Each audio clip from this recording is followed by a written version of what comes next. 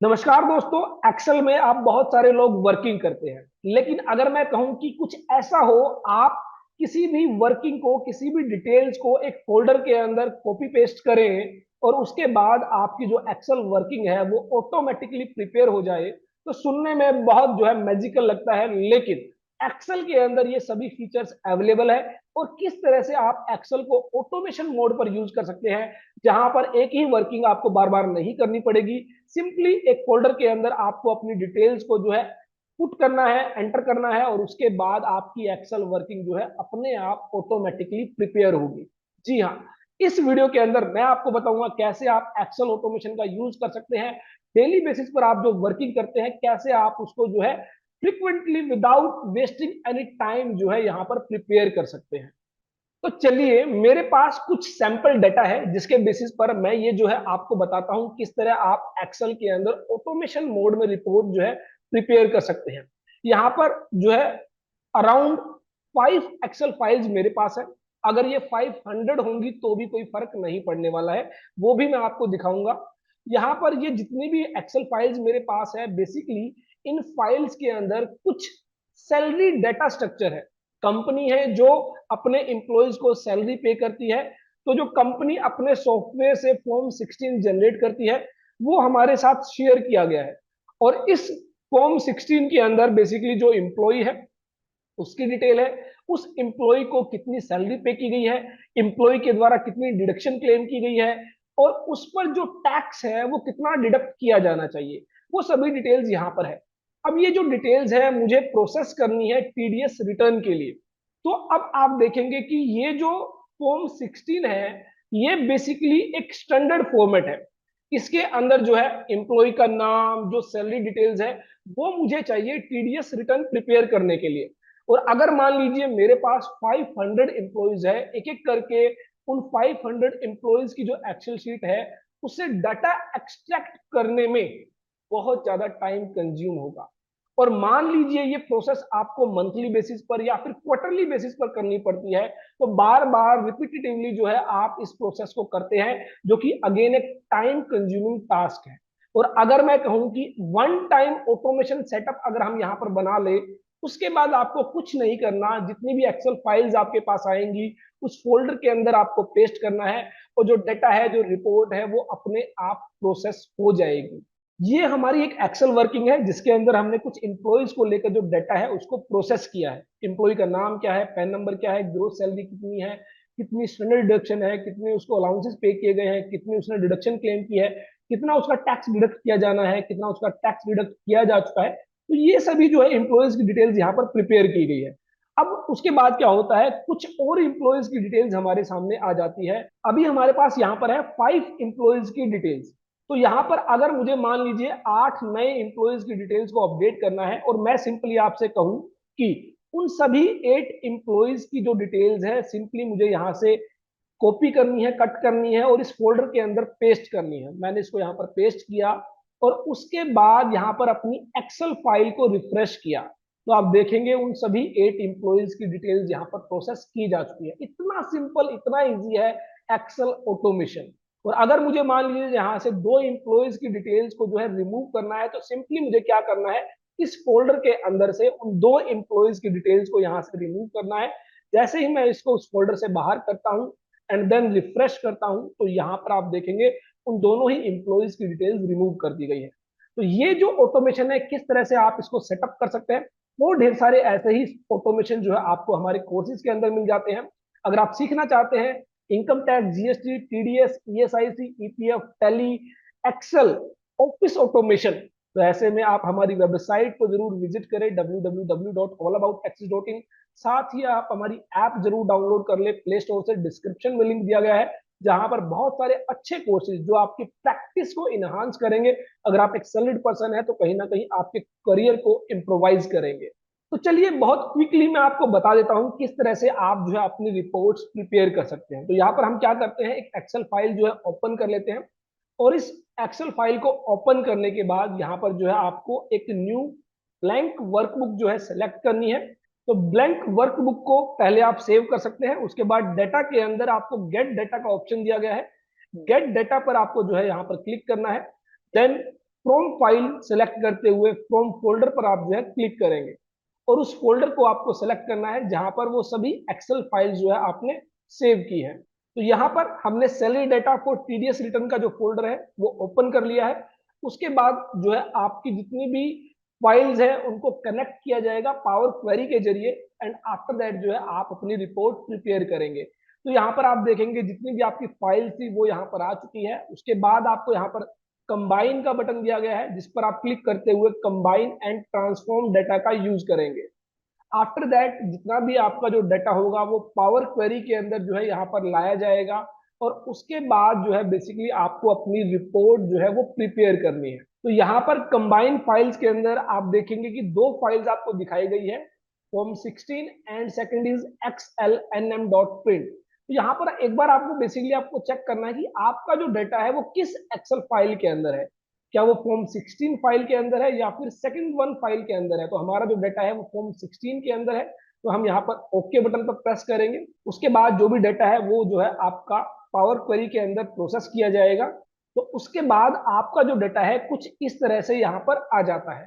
तो आप ये जो डाटा देख पा रहे हैं इन दी फॉर्म ऑफ कॉलम्स है और कहीं ना कहीं आपको लगता है कि ये जो डाटा है अभी आपके किसी काम का नहीं है। तो यहाँ पर आपको इसकी फॉर्मेटिंग जो है वो अपने अकॉर्डिंग जिस फॉर्मेट में आपको डाटा रिक्वायर्ड है वो आपको यहाँ पर जो है एक बार फॉर्मेट सेट करना होगा और उसके बाद जो है आपकी रिपोर्ट जो है वो ऑटोमेटिकली प्रोसेस की जाएंगी। तो यहाँ पर आप देखेंगे जो पहला कॉलम है दैट इज सोर्स नेम, वो बेसिकली आपका जो फाइल है फाइल का नाम है और जिस फाइल का डाटा जहां तक है, फॉर एग्जांपल हमारी फर्स्ट फाइल का डाटा 102 रो तक है, उसके बाद हमारी सेकंड फाइल का डाटा जो है यहाँ पर स्टार्ट हो जाता है। तो एक एक करके अब हम क्या करेंगे, इस डाटा को जो है इसका जो फॉर्मेट है उसका फॉर्मेट जो है सेट करेंगे सो दैट कि हम अपनी रिपोर्ट्स को प्रिपेयर कर सके। तो आपके माइंड में ये क्लियर होना चाहिए कि आपको डाटा किस फॉर्मेट में रिक्वायर्ड है। तो हमारा जो फॉर्मेट है उसके अकॉर्डिंग हमें जो इंफॉर्मेशन चाहिए वो पहले हमें चेक करनी होगी किस कॉलम के अंदर है। तो हमारे केस में जो डाटा है वो है फर्स्ट जो कॉलम नंबर 3 के अंदर वो जो डाटा है जो हमें चाहिए। उसके बाद कॉलम नंबर 12 के अंदर डाटा है जो हमें चाहिए दैट इज जो PAN number of the employee है। एंड लास्ट डाटा है कॉलम नंबर 18 के अंदर जो हमें चाहिए in the form of amounts. तो यहाँ पर हम क्या करेंगे, जितने भी कॉलम्स है इनमें से हमें सिर्फ 4 कॉलम की रिक्वायरमेंट है that is source name, control जो है के साथ आप इसको क्लिक करते हुए सेलेक्ट करेंगे। Second one is column number 3, third one is column number 12 and last one is column number 18। तो आपको भी ये चेक करना होगा कि आपका डाटा किस कॉलम में है जो आपको रिक्वायर्ड है। उसके बाद आप राइट क्लिक करते हुए यहाँ पर रिमूव अदर कॉलम्स के ऑप्शन पर क्लिक करेंगे तो आपके जितने भी अदर जो कॉलम्स होंगे उनको रिमूव कर दिया जाएगा। तो हमारा जो अब डाटा है वो देखेंगे आप 4 कॉलम्स के अंदर यहाँ पर आ चुका है। लेकिन इसके बावजूद भी आप देखेंगे ये डाटा जो है अभी भी डिस्टर्ब फॉर्म में है, बहुत सारे ऐसी डाटा है जो हमें नहीं चाहिए। तो ऐसे में अब हम क्या करेंगे, जो रो जो है जिसकी हमें रिक्वायरमेंट नहीं है उन रोज को भी हम यहाँ पर क्या कर देंगे, रिमूव कर देंगे। कैसे, फिल्टर आउट करते हुए। तो फॉर एग्जांपल कॉलम नंबर 3 के अंदर आप देखेंगे रो नंबर 1 2 3 4 ये हमें रिक्वायर्ड नहीं है, 5 भी रिक्वायर्ड नहीं है और यहाँ पर कॉलम नंबर 12 के अंदर नेम यूनिकोड इसकी भी हमें कोई रिक्वायरमेंट नहीं है। And then column number row number 6 7 8, उसके बाद 10 नंबर का जो कॉलम है उसकी हमें रिक्वायरमेंट रहेगी तो उसको हम अभी फिल्टर आउट नहीं करेंगे।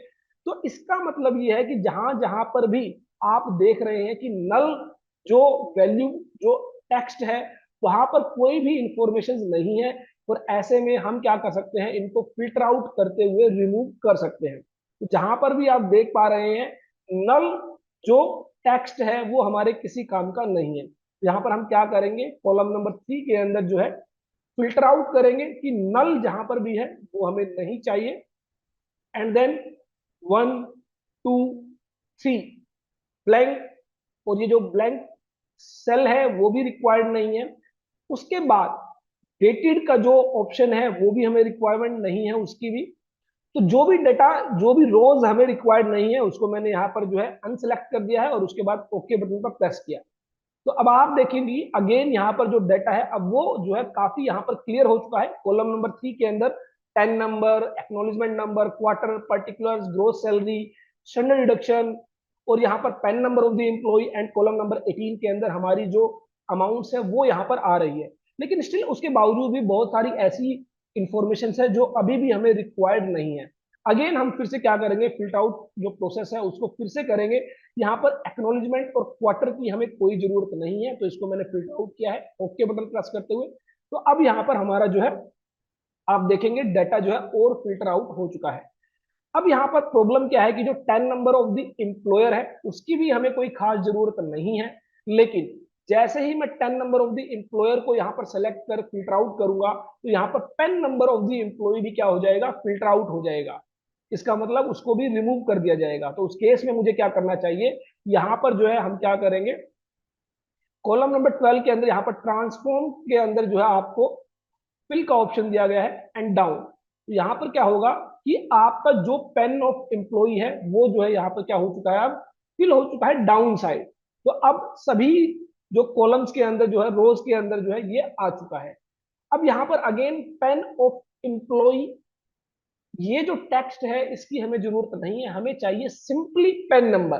तो इसके लिए अगेन हमें यहाँ पर क्या करना होगा, जो है स्प्लिट कॉलम का जो ऑप्शन है वो यूज करना होगा। और यहाँ पर जो है स्प्लिट कॉलम पर जब आप क्लिक करेंगे तो यहाँ पर बेसिकली जो आपको ऑप्शन मिलते हैं by delimiter, by number of character, by position, तो बहुत सारे आपको ऑप्शन दिए गए हैं, अकॉर्डिंगली आपको यहाँ पर सेलेक्ट करना है। तो यहाँ पर बाय डेलीमीटर का जो ऑप्शन का यूज करते हुए जो है राइट साइड जो मोस्ट डेलीमीटर है, जो कॉलन है, कॉलन के बाद जो है हमारा पेन नंबर स्टार्ट होता है, तो यहाँ पर हम कॉलन के जो है राइट मोस्ट डेलीमीटर है उसको सेलेक्ट करेंगे और ओके बटन पर प्रेस करेंगे। तो आप देखेंगे कि जो कॉलम है उसको दो पार्ट्स में स्प्लिट कर दिया गया। One is PAN of employee, second is column जिसके अंदर हमारा पेन नंबर है।